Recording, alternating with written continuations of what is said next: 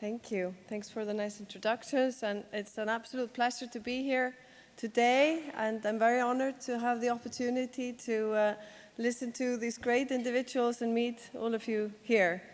My aim is to give you a little bit of an insight into my perspective on diversity and innovation. From the health tech space, that's kind of what's been my home for the past 20 years. I've spent the last 15 years with Össur and am now responsible for research and development. Össur is a global medical device company. We focus on and specialize in prosthetic solutions for people with limb loss or amputations and bracing and supports. While our headquarters are here in Reykjavik, Iceland, we have operations in 36 countries and over 4,000 employees call Össur their home. And Össur was founded here in Reykjavik more than 50 years ago, and it was based on an innovation that transformed the lives of amputees and has done so ever since. And since the foundation of the company, innovation has been our core and the core driver for growth and success. And so we are very proud and focused on that work within the company. We reinvest about 5% of our sales into research and development and have a very broad patent portfolio of over 2,000 patents. We're very proud that we rank second globally as patent applicants in the mobility space. Especially proud because we're definitely not the second largest, but it just goes to show the importance and the weight that we put on innovation within the company. Our vision is to enable life without limitations. And this is a vision that it's not just like some blurb. This is something that I can say all employees live by. We have this deep-rooted passion for health tech, for developing solutions that improve the lives of our patients, ultimately to drive better health outcomes and improve quality of life. But it's a huge responsibility to develop solutions for people, intended for people to use all day, every day, and for our patients throughout the rest of their lives. And that is a responsibility that we don't take lightly. But there is one rule when it comes to innovating in the medical device sector like ours. One type does not fit all. There is no way to look at disability such as amputations and people with amputations as a uniform group of people. It's a group of people that is as diverse as any group that you will look at, from an age, gender perspective, from a background, culture, lifestyle, ambition, hopes and dreams. There's an individual at the end of every product that we develop. And this is such an important factor for us to keep in mind. It's crucial that we don't look at, even though we're making products that are off the shelf, that we know that there is a person that is going to use our products at the end of the day. And the best way to innovate is to understand your audience or your patients in our case. And I argue that the best way to do that is by having a diverse team, because by having a diverse development team, you cover a bigger ground. You have a better understanding and association with a very diverse group of patients that we are aiming to serve. And this is a very important part for me, because development and diversity in development team is critical. We have R&D operations around the globe, but our biggest innovation center is here in Reykjavik, in Iceland, in an island in the middle of the Atlantic Ocean, with a population about the size of Cardiff City in Wales, and a population that until quite recently, sort of in historical sense, was quite uniform. And it's critical for us to have a development team that is diverse. And I'm very happy to say that within the facilities here in Reykjavik, there are 36 nationalities. And this is important for many reasons. One is that disability is treated with a very different mindset in various cultures and countries. Disability is treated very differently between countries when it comes to healthcare provision and access to care. And so it's important for us to realize this. Diversity from a gender perspective is also very important. When we look at medical devices and prosthetics as an example.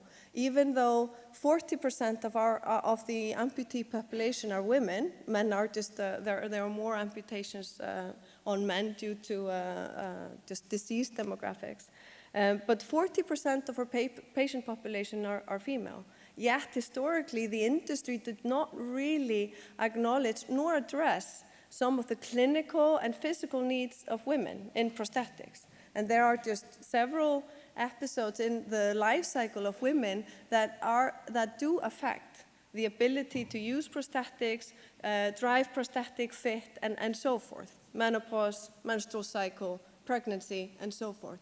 And these topics just didn't really surface. So gender diversity and development team, also a very important point. And this we see change as we kind of progress through time. And it's a testament or it's a reflection of how things are changing within the universities.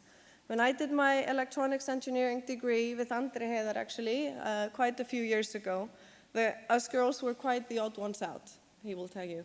But that's changing, and we see that that drives into the workplace, and we see that the gender split is evening out in the STEM subjects and in management. So in R&D, our top management team consists of 44% women, which is very drastically different from what it was 10 years ago.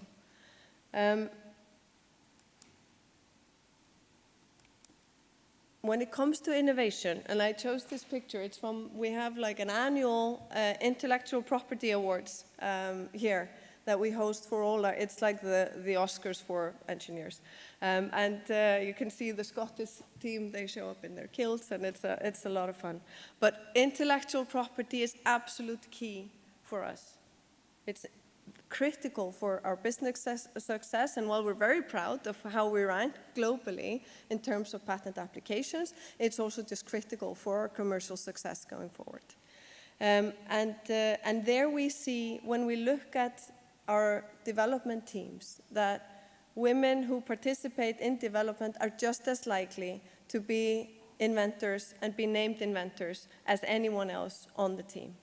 And actually, our IP team, which consists of highly specialized individuals in the field of intellectual property, they're actually all women. So we have a little bit of a gender diversity problem there, but it weighs out a little bit against the engineers.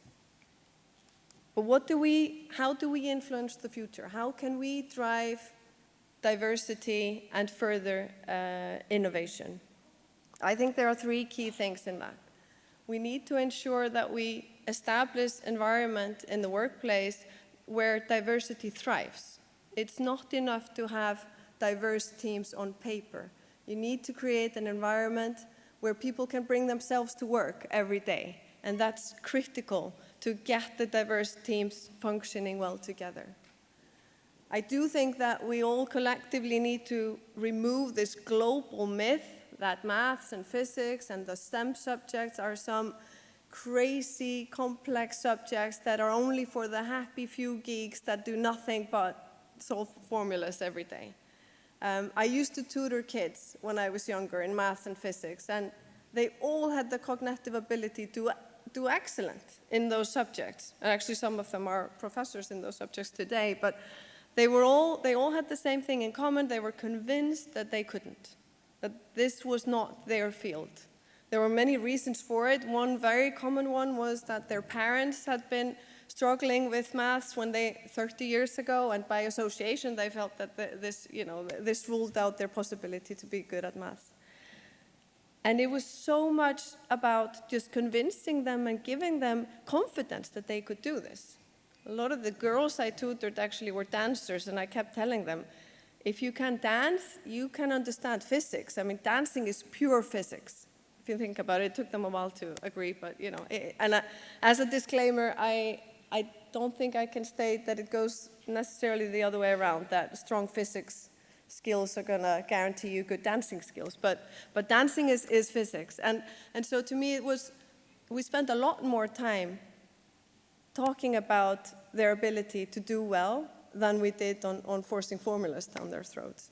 So we need to remove this myth and give young people confidence that they can work in these subjects. And then finally, and that relates to the point Ambassador Matthew made before, I think we need to start way earlier to create an environment for kids where they can be hands-on and try things and build things and fail and try again, because I think all of you who are in innovation, you know, it's not a one-off try. It's usually about trying and failing miserably and trying again until you get it. And that's what we need to allow our kids to learn as well and be hands-on. And here I think we as a society, our school system, and us as parents can do a lot better to make sure that we drive innovation in the future. So with that, I'll leave you, and I hope you have a lovely time this week, both in the conference and as well that you hope you enjoy the country. Thank you.